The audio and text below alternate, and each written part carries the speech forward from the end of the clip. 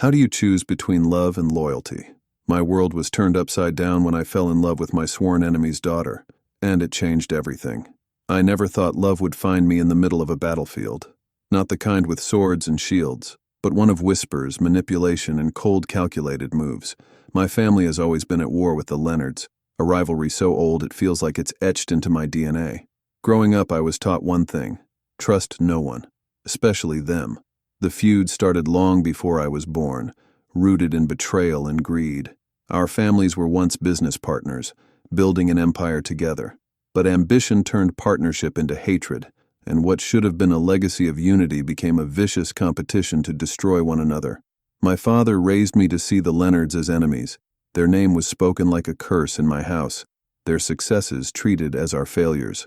And then I met her. It was at a charity gala of all places. I was there because my father demanded it, a chance to flex his power and show the world he was winning the war. I didn't care much for the formalities. Suits and fake smiles never suited me. I wandered away from the crowd looking for some quiet. That's when I saw her. She was standing by the fountain, her face softly lit by the golden glow of the evening lights. She was breathtaking in a way that made time slow, and yet there was a quiet strength about her, a resilience that drew me in. I should have turned around. I should have walked away. But something about her felt different, magnetic. I couldn't resist. "Escaping the chaos too?" I said, my voice betraying my nervousness. She turned, and for a moment, the world seemed to hold its breath. Her smile was polite but guarded. Something like that. We talked, just for a few minutes. Nothing deep, nothing that should have left an impact. And yet, when she walked away, I felt like a part of me went with her. It wasn't until later, when I overheard someone mention her name, that my heart sank. Sophia Leonard, the daughter of my family's sworn enemy, the one person I was supposed to hate without question. I tried to convince myself it was just a fleeting moment, that she was nothing more than an enemy disguised as an angel. But I couldn't stop thinking about her. Her laugh, the way her eyes softened when she spoke, the feeling that, with her, I could be someone different, someone better. I didn't want to fall for her. Love was never supposed to be part of the equation. But the heart has a way of ignoring logic, of defying the rules we set for it. And before I knew it, I was standing on the edge of a choice I never thought I'd have to make: loyalty to my family, or the chance to follow my heart. It happened on an ordinary evening, in a place where extraordinary things were never supposed to happen. I was walking through the dimly lit corridors of the city library, a sanctuary I often retreated to when the weight of family feuds became too much. Books were my escape, quiet, neutral, and far removed from the chaos of our never-ending war with the Leonards. I was rounding the corner toward my favorite section, rows of weathered shelves stacked with history books, when I heard a soft laugh. It wasn't loud or boisterous, but something about it was warm, like sunlight breaking through clouds. I slowed, drawn to the sound, and that's when I saw her. She was perched on one of the wooden stools, her long hair falling over her shoulder as she flipped through an old book. Her lips moved silently, as though she was mouthing the words, completely lost in her world. She looked serene yet out of place, like a rose growing in a battlefield. I tried to turn away, I really did, but then she glanced up, her eyes meeting mine. For a moment, I forgot how to breathe. Her gaze wasn't sharp or cold, as I might have expected from someone connected to the Leonards. Instead, it was curious, almost inviting. "Do you always stare at strangers like this?" she asked, her voice carrying a teasing lilt. I stammered, feeling heat rise to my face. I didn't mean to, this is usually my spot."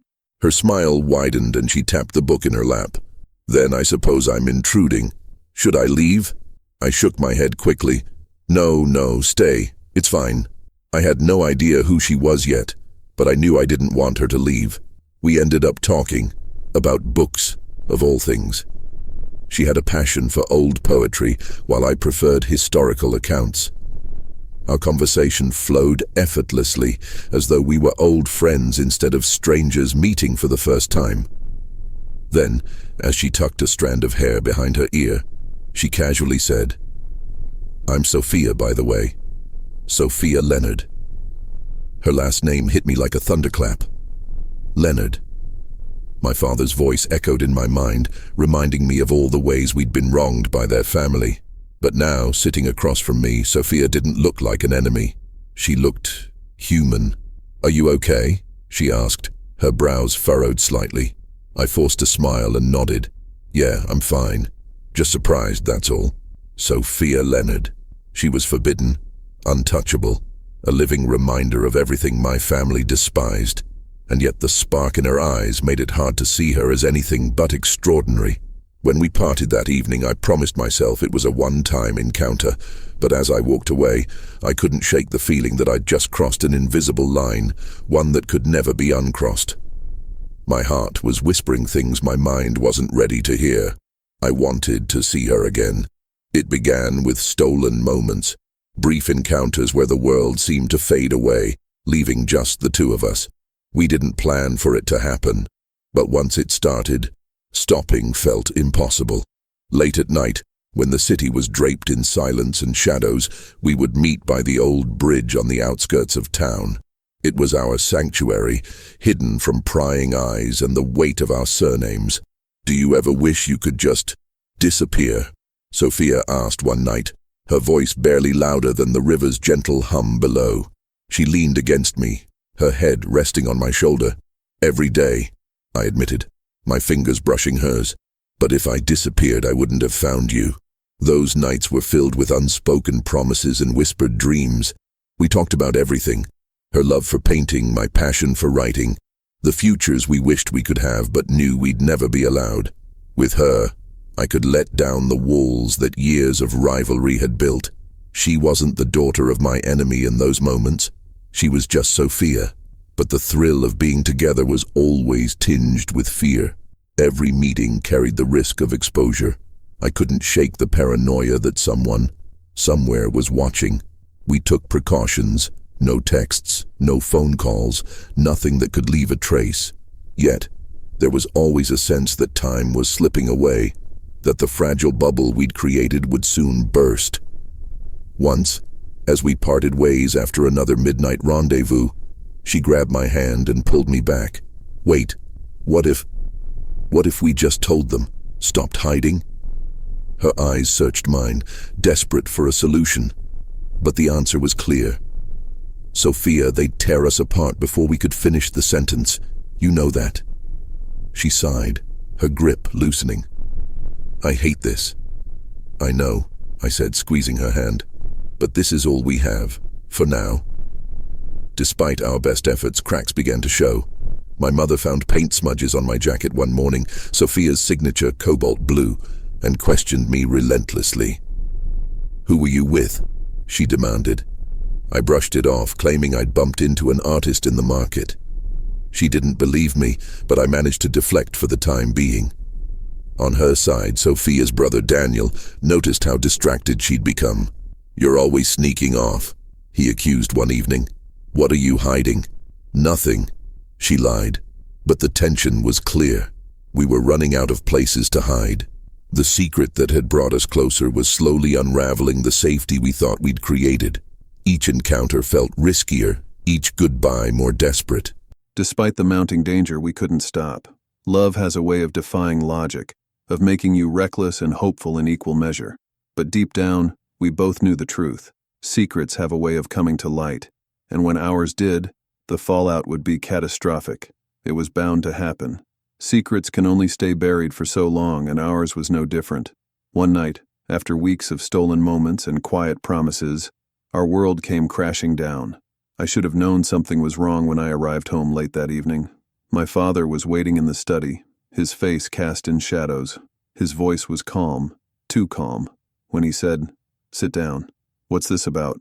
I asked, trying to sound indifferent. But my chest tightened as he slid a grainy photo across the table. It was unmistakable. Sophia and me, standing too close, her hand brushing mine. "Explain this," he demanded, his voice low and cutting. My mind raced for an excuse, a lie, anything to defuse the situation. But what could I say? The truth burned inside me, desperate to break free. "I care about her," I admitted, my voice barely a whisper. His fist slammed against the table, the sound reverberating through the room. "She's the enemy, and you've disgraced this family. Do you have any idea what you've done?" The argument that followed was a blur of shouting, accusations, and shattered trust. My father's words cut deeper than any knife. He accused me of betrayal, of weakening our family's position. She's just using you to get to us, he spat. That girl can't be trusted. But it wasn't just my family who found out. On Sophia's side, the discovery was equally explosive. Her brother Daniel had followed her one evening, suspicious of her constant disappearances. When he confronted her, the truth came tumbling out. You've been sneaking around with him. Daniel's voice was sharp, his anger barely contained. Do you even realize what you're doing?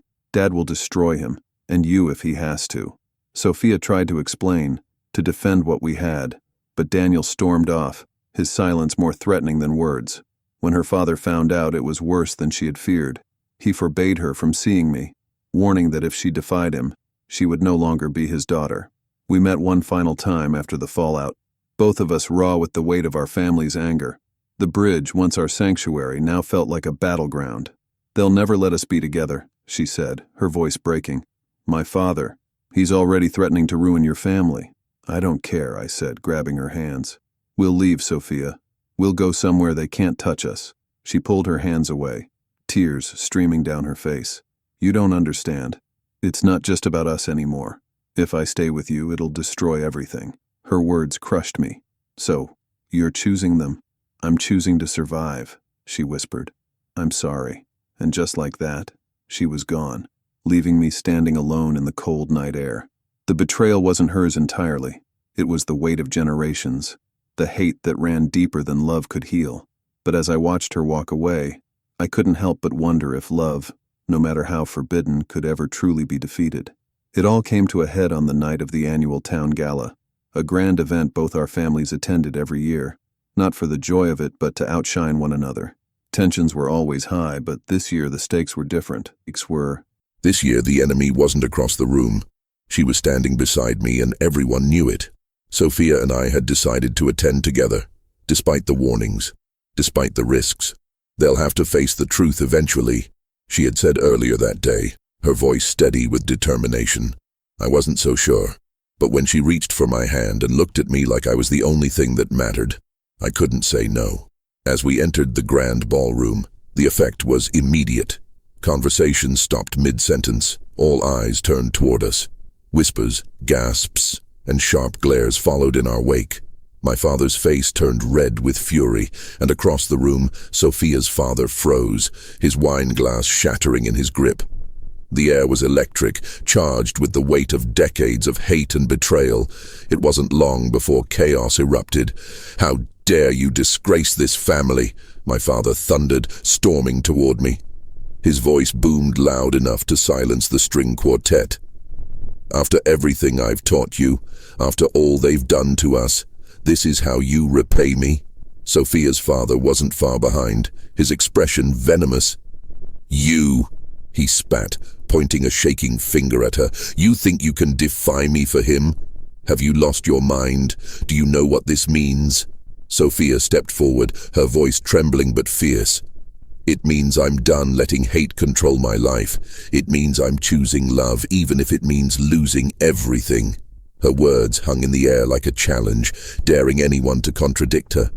My father's gaze shifted between us, his disbelief morphing into raw anger. Do you think love will protect you? Love won't stop him from ruining us the way his family already has. This isn't about the past anymore, I interrupted, stepping in front of Sophia. It's about us. We're not your pawns, and we refuse to carry on this war you started. It was then that a voice rose from the crowd. Daniel, Sophia's brother. Enough, he shouted, his face a mask of frustration and sorrow. You're tearing everything apart for a grudge none of us even remember clearly. Look at them. Maybe it's time we let go of this hatred before it destroys everything. For a moment the room was silent, the weight of his words pressing down on everyone. But then Sophia's father sneered. This isn't over, he hissed, turning on his heel and storming out. My father, equally enraged, followed without another word. In the aftermath, the ballroom emptied, leaving just us and a few stunned onlookers. Sophia turned to me, her eyes filled with tears. It's not the end, she whispered. We'll find a way. And for the first time, I believed her.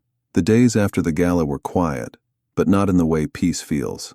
It was the kind of silence that sits heavy in the air, full of words left unsaid and wounds still bleeding. Neither Sophia nor I had heard from our families since that night, and maybe that was for the best. When the dust settled, I knew there was no going back, not to who we were, nor to the lives we had before. Sophia and I met one last time at the bridge. Our sanctuary turned battlefield, and now something else entirely. The weight of everything, our love, our families, the feud, hung between us, threatening to crush what little hope we still had. "They won't forgive us," she said softly, her fingers tracing patterns in the frost on the rail. Her voice was steady, but I could see the pain in her eyes. "Maybe they never will." I nodded, staring out at the water below. "So what do we do now? Do we just let it all go?" Her hand found mine and she squeezed it tightly. "We let them go. Not us." Her words gave me strength, but even as I held her, I knew it wasn't so simple. Our love had come at a cost, a love neither family could accept, a love that had challenged everything they stood for. I thought about my father's rage, his sharp words echoing in my mind. "You're choosing them over your blood." And in a way I had. But love isn't a betrayal. Love is a rebellion against the walls we build around ourselves, and in Sophia, I found the courage to tear those walls down. For so long, we were taught to hate, to carry the grudges of generations before us. But what was the point? All that hate had done was leave scars on our families and on us. "We'll leave," Sophia said suddenly, her voice breaking the silence. "Start somewhere new, somewhere they can't reach us." Her words filled me with both hope and sorrow. I wanted to believe we could escape, that we could build a life free from the shadows of our families. But I also knew the truth. Running wouldn't erase the pain. It wouldn't stop the hatred that had already consumed so much. "No," I said, turning to face her. We stay, and we prove them wrong. Maybe they'll never forgive us, but we can't let them win. We can't let their hate destroy what we have." Her eyes searched mine, and for a moment I saw the future we might have. Not perfect, not easy, but ours. She smiled, and for the first time in days, I felt the weight lift. That night, we walked away from the bridge and into the unknown, hand in hand. It wasn't the ending I had dreamed of, but it was a beginning. And as I reflected on everything, one truth became clear. Love doesn't always conquer all, but it gives us the strength to fight for what truly matters. What would you do for love? Would you fight against the odds like we did? Or walk away for the sake of peace? Share your thoughts in the comments below. I'd love to hear your story. If you enjoyed this tale of forbidden love and fierce loyalty, don't forget to like, subscribe, and hit the notification bell to catch more heartfelt, dramatic stories like this one. Your support helps keep these stories alive, so share this video with someone who believes in the power of love.